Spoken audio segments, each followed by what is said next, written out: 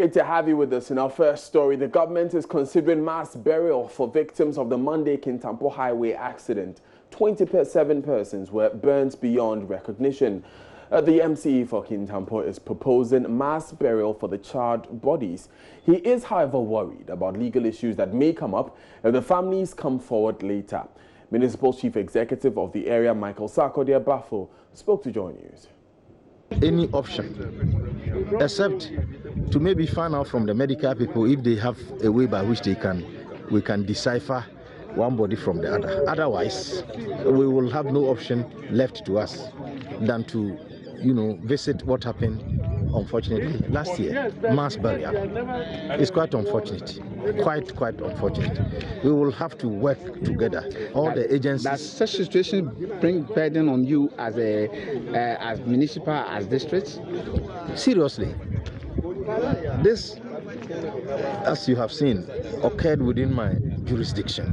And so I have a responsibility to ensure that the bodies are kept well, pending preparation for whatever form of burial that we have to undertake, whether mass or whatever.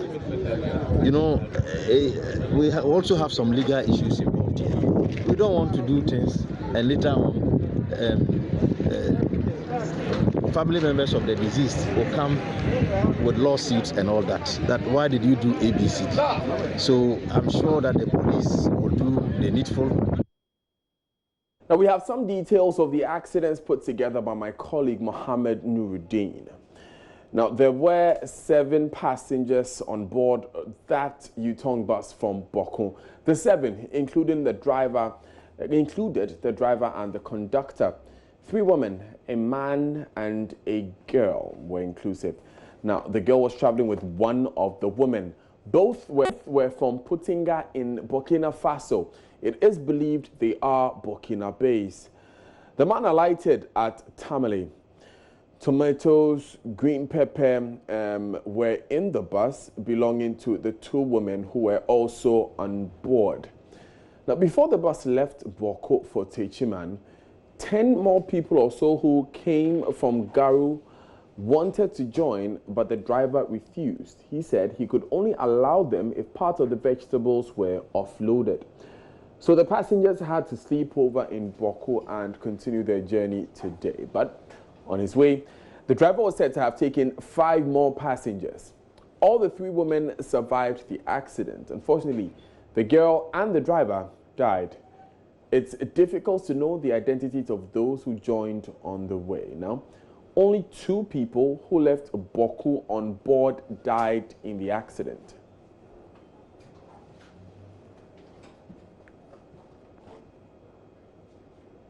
And my colleague Kojo Yangson spoke to the acting chairman of the Boko Mambora station where the Yutong bus driver worked. He revealed the driver had overworked before that fateful trip, but he is a responsible person.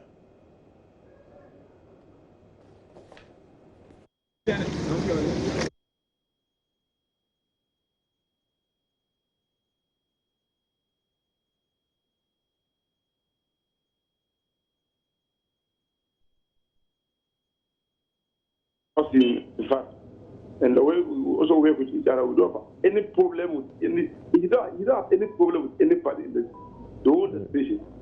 So he's a very good driver. Master, I'm telling you the truth in the name of God.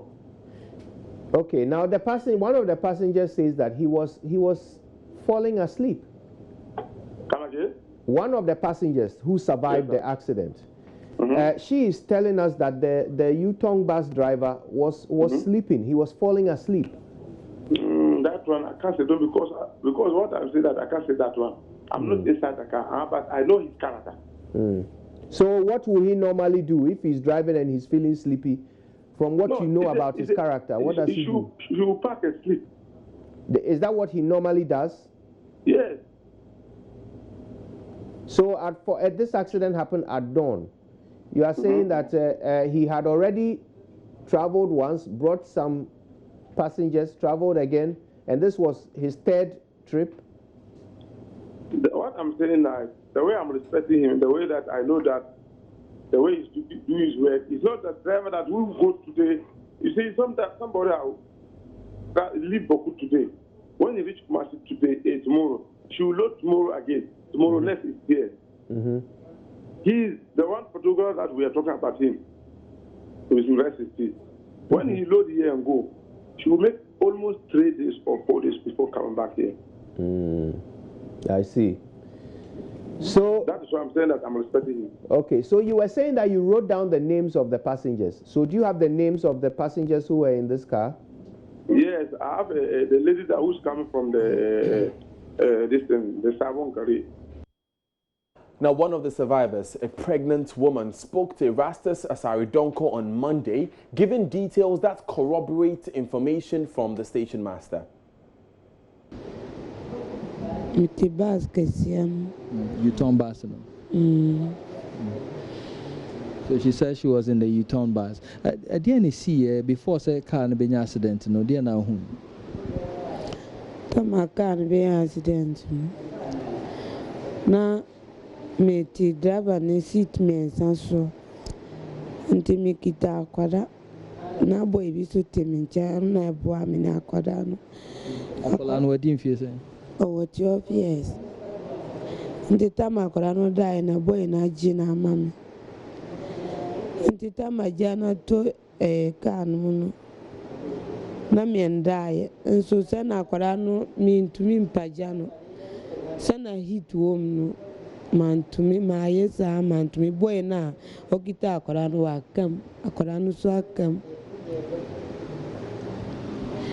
So she's telling me that she was seated on the same lane with the driver, and when the accident occurred, she was holding a 12-year-old girl. She couldn't pick the girl because the flames were so intense. The heat was so much, she couldn't pick the girl. And then the guy who was helping her, the guy is also dead. And so she couldn't do anything. Emra, before the accident in the Bessino, near Corso. I try. Then accident nearby. By night to say driver no wada. Until driver no free new crime. Until 207 no, I had to say Obaqua. Fa ngure kwen ona bas no amwasia ntita maisi no ho so be husi nipa do so pa because bin mu da say window na no sa nka ye do sa ebetumi ayi bebre so ye do so. Meanwhile, road safety expert Cecil Gabra is advocating for 10-kilometer compulsory stops for drivers. This, he believes, will enable them reduce their speed and also rest before continuing their journey. Accident happened at dawn. Visibility was very poor, right? And driving in the daytime is very different than driving in the evening, because in the evening, colors even change. You see red, and red becomes orange or something else, right? So if you are a driver, you are driving. You must have that, again, common sense for you to know that any speed above 60 kilometers at night could be dangerous. But again, what do we do to save the situation? Right? I'm talking about having compulsory stops. If the National Road Safety Authority is listening to me, the Ghana Police is listening to me, let's now build even common kiosks. I mean, we can get those plastic ones and put maybe 2 officers in it after every 10 kilometers, where they can check the speed. And that's also one thing that we needed to do a very long time, my brother. Because if you're traveling to Cape Coast, we all know that maybe because of Kaswa traffic and so on, it may take some time. But in those days, you can drive freely 2 hours to Cape Coast. Others were doing 1 hour, and this is where I am talking about compulsory stops. Yeah. People may think, I mean, that would be a waste of time, but that is to save lives. A compulsory stops will slow you down, and if there are tachographs, they will check it and check the speed and know what speed you are traveling at. The law says that you must not travel on the highway with a speed which is more than 80 kilometers per hour if it's a commercial vehicle. If it's a saloon vehicle A 4x4, you cannot drive more than 90 kilometers per hour. That says the law. But I'm telling you today that the law is not working. Well, the conversation about dueling highways and getting 2 drivers for long journeys have become proposals to help curb avoidable accidents. My colleague Roland Walker visited the Neoplan station here in Accra to gauge the opinions of drivers and GPRTU officials on the matter. Here's a summary. 24 hours after that horrid accident was recorded on the Kintampo Road, it brings to mind many of the related issues that JoyNews and the rest of the multimedia channels have been talking about. And we're talking about the campaign Arrive Alive. Now, it also brings to the fore the need for a more concerted effort. But what a better way for us to increase the conversation, the tempo of it, and also enrich what the discussions will be that will influence not only the minds of the ordinary motorists, the drivers, etc., but those who have to enforce regulations, those who have to implement law. We're here at the Neoplan station right here in Accra, what you can also call the Odona station, just adjacent. But when the driver starts the journey, the conversation should be about how they can be in one piece. We'll be speaking to officials of the Ghana Private Road Transport Union who are the Neoplan station right here. Otis, and you work with the GPRT? Yes, please. And, what sort of, as GPRT, education do you give all these drivers, the porters and their mates, etc.? Thank you. First of all, we would like to say GPRT, we run programs for them. Just like last week, there were road safety was here to organize a course, a refresher course for all the drivers, just last week. Then next week, we also have another program for we, the executives, and our drivers. Let me just avert your mind to the Kintampo accident, and is the newest we have currently, but we know that we've been consistent with the accident, and since January up to now, they've just been piling up.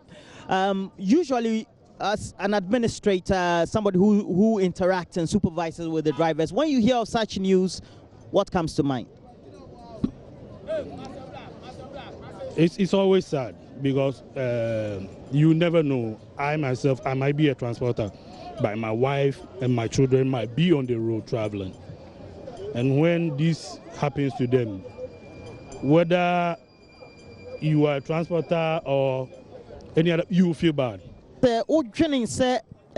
Akwehye sana te se enrade yi se na homache de no esi wo Kintampo kwan no so no eya mote sana e de na ba modwem ase moye driver for porters ne mate for ne sa anyama no me ade ba kwan ya na me hu no se ensem ba bi se na se ye ka bibi efa nkwanhia no ho ana se ne e ma esia me hu no se enya ade e ko ba bia ye drivers ne de ye ka ya sema e be ka bie ne wa ase e ko ba bia ba senka mutie de ye nso ye ka no so a e na ban no e boa ye ne a me fin se nka enema betimi atotoye hwe from Accra to Boko na driver ne ba akopɛ o 60 nanim na o ko Boko nanka opesanke yeah, and he is saying that when the incident happened, it looks like those who are heads of authority, and I'm sure even the media is also included because it's a broader conversation when some of these accidents do happen, don't seem to talk for the drivers. And he gave an example of how a driver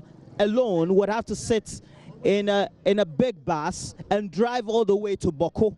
Normally, we advise that the drivers are two, normally, when they are going on such journeys. But you see, these drivers, there's also the issue of this one doesn't trust the other. So let's assume if I give this bus 2 drivers to take it from Accra to, let's say, Boko, there is a possibility that one of them will say, okay, I'll drive in, then you drive out. Meanwhile, that is not the intent. The intent is to let one drive halfway, then the other continue. But these drivers have their own, in quotes, spiritual issues and other stuff. I will not be okay working with this one. But we will be on the same bus driving to Boko. He thinks probably there's something that you do to take over the car. But those are just human elements, etc. How do we make sure we streamline some of these things so that this become some policy issues that could run through across all the transport operators, all the relevant stations across the country? Thank you. I think going forward, GPRTU at the moment is looking at that part, that we will enforce 2 drivers on board for buses that will be traveling far. That is what we are looking at it. Now, Ghana placed second in in sub-Saharan Africa after Botswana and South Africa in food security, availability of food and affordability of food in the Global Food Security Index. This is according to findings by the Economist Intelligence Unit. My colleague Henry Kwesi Bedu is as the AGRIC ministers meet the press and joins us with details. Henry, what more do we know? All right. So, Daniel, the ministers today have been the press on the ministers briefed the press that has been. Pardon me, Henry, please speak up. It's hard to hear you on this end. Okay. Hello, Daniel. Can you hear me now? Yes, it's much better now. Okay. So, the minister has today been briefing the press on the Information Ministry's Meet the Press that is being organized weekly. And today is the turn of the AGRIC minister. As you made mention earlier, Ghana was ranked first in Africa after. Was ranked third in Africa, actually, after Botswana and South Africa. This was according to the IEIU, a finding that they made. The minister has also been talking about some other stuff. There has been a controversy about the number of jobs the Planning for Food and Jobs policy has created. Today, the minister made mention of the fact that since the inception of the project in 2017, the policy has created over 2 million jobs across the country. He has also been talking about food sufficiency in rice. Now, you know, Ghana, we export a lot of rice for the country. Recently, there was the rice glut that happened in the northern region, another part of the country. But the minister made mention that the government is working on, placing a ban on rice in by 2020, by 2022. And from what he has been saying, he said before we place a ban on rice, Ghana would have to be food sufficient in rice. And by doing this, they are bringing improved varieties in the Planning for Food and Jobs policy that will be given to a lot of farmers across the country in some major rice processing factories. You know, mechanization has also been our problem. But according to the minister, the government has procured over 1,000 smaller tractors. You know, when we talk about smaller tractors, power tillers and machines, not the bigger ones that the farmers can afford, but they procured 1,000 of them. And according to him, a lot more will be coming into the country to help aid these farmers produce a lot of rice so that by 2022, Ghana will be food sufficient. Right. Henry, this number of 2 million jobs, did he give any details? Did he tell us how the jobs were created? Did he give a list of people? The Planning for Food policy created over 745,000 in 2018. It created over 794,944 jobs. And according to him, in 2019, the Planning for Food and Jobs policy created over 746,948,000 jobs. So if you put all these figures together, that is where you are getting over 228,000, 228,000 jobs. So it has, according to it, has created over 2 million jobs in the country, Daniel. Thank you very much, Henry Kwesi Bedu, for joining us with that update. We stay with the economy because the wife of the Vice President, Samira Bawumia, says the Akufo-Addo administration has performed better in 3 years than what the NDC did in 8 years. She wants Ghanaians to disregard what she describes as distortions by opposition political parties, particularly the NDC. Mrs. Bawumia says the economy under the NPP has opened up and will continue to grow if the party is given 4 more years. She spoke on Ekosi Saying, a show on our sister station Asempa FM Monday. Inshallah, by the time I attend an obesuno, near ebin see chrome hada. In my first term. In our first term, yes. So tia kumasi lecture na. Say you do 78%. And we are only in the first quarter of our fourth. We are gradually fulfilling all the promises we made to Ghanaians ahead of the 2016 general elections. If we've been able to do 78% of the promises in our third year, that for me is commendable. But I mean, the statistics speaks for itself. Obi, if you indulge me, let me talk about, because I also don't want to fall into the trap of speaking without the data to back it. In 2009, the comparative analysis. Na Ghana for no more judge say economy no. Who's done better? 2009 to 2006. Now you're among the weakest economies in the world. Now your growth, you're 3.4%. 3.4%. That's 2009 to 2016. Yes, okay, average now. 3.4. Well, inflation has dropped from 15.8 to 7.8%, the lowest in the history of the country. 3.4 acres. Yeah. No, be over 7 acres. Why not bet me have more acres? Obenya home fast one more. 7 acres. Thank you. So this is what we're talking about. Inflation. Just say prices are ebe kostrono. Now you're 15.4%, 2009 to 2016. Say is around 7.8%. Mami Sisubio, 15.4%, and then we're talking 7.8, which is the lowest in our country's history since 1992. Now yet unprecedented. So what they were priding themselves in, okay, better than that. Obi. We used to hear unprecedented, but we have gone past that now. We have achieved in 3 years what they couldn't achieve in 8 years. The cedi depreciated by some 300 under the NDC. Virtually indebted to the banks. And we're hovering around 20%. It's not good, but it's gone down drastically. And we're talking 3 years in government. And these are statistics from 2009 to 2016. Into Omono almost 8 years. No, they couldn't handle. This is what we've been able to achieve in 3 years, Obi. Yeah, let's talk about exchange rates depreciation. Yeah, Biden. So, Mukaya, 2017, 4.2. Yes.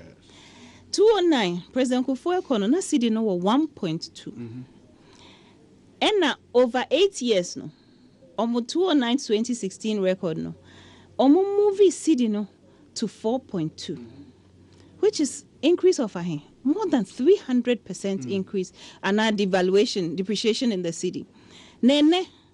The dollar to cedi is 5.4. And can say it hasn't shifted, but the rate at which, context is everything, Obi.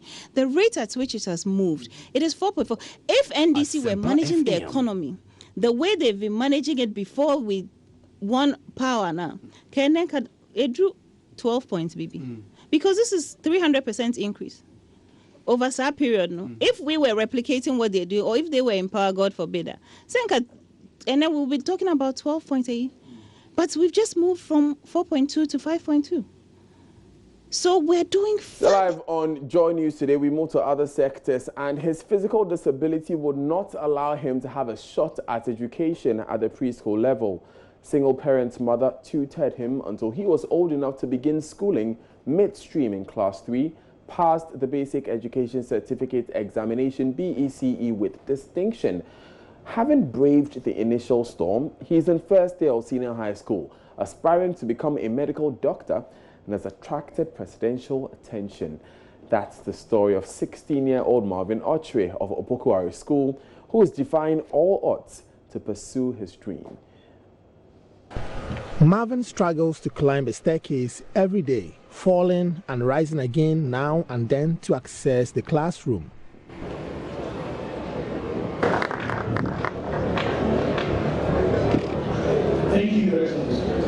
Often, big occasions such as school anniversaries put the spotlight on dignitaries and their speeches.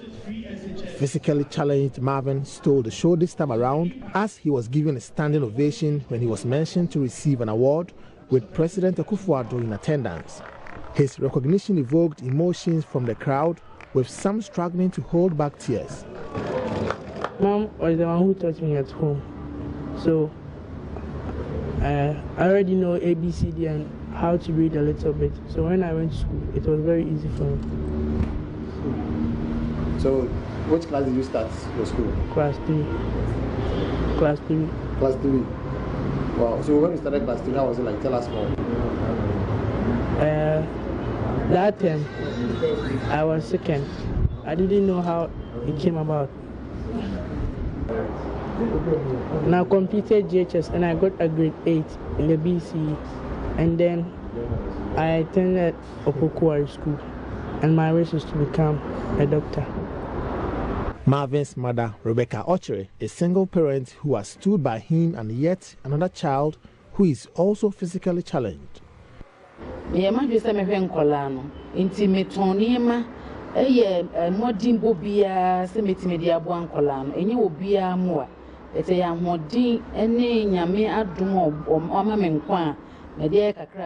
made up my mind to raise the kids on my own. So it's by God's grace and my hard work that has been keeping us going.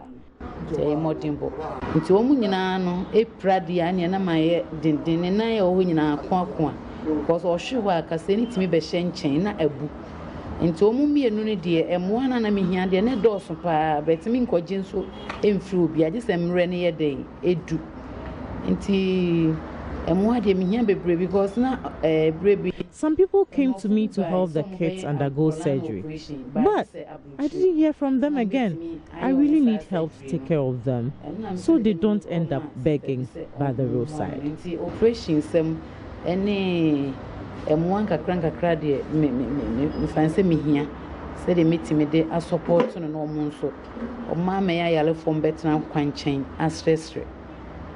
The 80-year group of Opokuari School, which hosted an anniversary, handed Marvin a wheelchair and undisclosed amount of money. The president capped it with a pledge to assist mother to take care of him and his sibling. For JoyNews, Nana Asensumensa reporting. Now, you may have heard about the Paga Crocodile Pond in the Upper East region, where tourists can get to touch and even sit on friendly crocodiles and take pictures with them. But there's a lot more you may not be aware of as far as these crocodiles and the land of Paga are concerned. For instance, did you know that there are 2 of these ponds with hundreds of friendly crocodiles where tourists can visit in Paga? Upper East correspondent Albert Sori has more. Tourists come from all over the world to Paga, here in the Kasna-Nankana West District of the Upper East region, to see these friendly crocodiles. Today, I have decided to be one of the tourists. This crocodile is one of the biggest one and the most friendly crocodile in Paga here. He is one of the oldest and the most friendly crocodile in Paga here. How old? It's about 99 years old. Our grandfathers worked here before, so every year they have been told the ages. Anyone who is working here will be continue counting the years. When for instance, if you had decided not to work here, the one who is going to represent me, I'm going to transfer the same information to that person. Yeah, they are here because they saved the life of the founder of this town, who was a hunter. One day, this man went to the bush to hunt. All his water and food he took along with him got finished. And he was thirsty. Though he was thirsty, there was no way he could get water to drink. He sat under a tree when he saw one crocodile pass him. And he realized that crocodile don't stay anywhere apart from water. When he settled here for a few years later, he was hunting around. He met a small water line. He saw 2 crocodiles lying in this water. He quickly went to the soothsayer again, and the soothsayer confirmed that the crocodile that saved his life for the past years come to stay with him. So he shouldn't make an attempt to kill any crocodile. He should rather protect them. It is my turn to sit on the crocodile.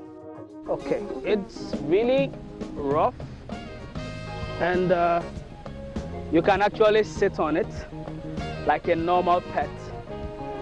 And the assurance is that they will never do anything to you. These crocodiles are that friendly.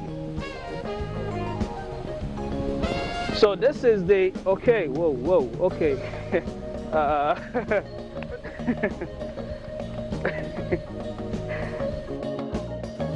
The crocodile is then given the chicken as a reward. So you can come closer. The second crocodile, although it can pose with humans for photographs, is also trained to stand on its hind limbs to entertain visitors.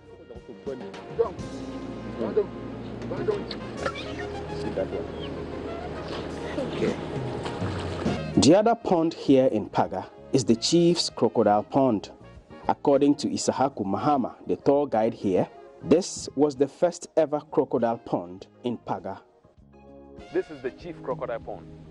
It happens to be the main crocodile pond in the town. Even in Paga here, if you happen to be a stranger and you are coming to live here for some time, or you are passing by, you know about these crocodiles. Unlike the Zenga Pond, the Chief's Crocodile Pond is situated close to the road on the way into the Paga Township and therefore tends to have more visitors. At the time of my visit for this report, it was afternoon already, and because it was also a weekday, no visitors were present at the time. Isahaku also gave me some interesting facts about these friendly crocodiles and their coexistence with the people of Paga. When a crocodile dies here, they bury them like human beings. They take them out of the pond, go and bury them in a very secure place because the bile of the crocodile is very poisonous. They have a sound that they do make sometimes. If something is strange is going to happen in the community, assuming the elder of the town is going to die or something strange is going to happen in the community, they have sound that they will be making in the night. I have lived all my life here in the Upper East region and visited the crocodile pond on several occasions. But on this particular visit, I have picked up some new lessons. For instance, I never knew that there were a dozen ponds in Paga, all with friendly crocodiles in them, and that these two ponds I have visited are just the only ones being used as tourist sites. I never knew that the people of Paga often have to actually help the crocodiles to hatch their eggs. And of course, I never knew until now that there was a crocodile as old as 99 years of age. So, the next time you are in the Upper East region of Ghana, you may want to pay a visit to these crocodile ponds to see, to feel, and to hear everything for yourself. Albert Sorry, Joy News, Paga. It's definitely an experience worth traveling for. Coming up in business, though, GCNet rejects claims it does not have full customs management system deployed. Really, there's no technical basis for the arguments that have been made. I mean, we've had many different arguments, and I don't think that the arguments on its own carry any merit. Daryl Kwao has the latest when he brings business.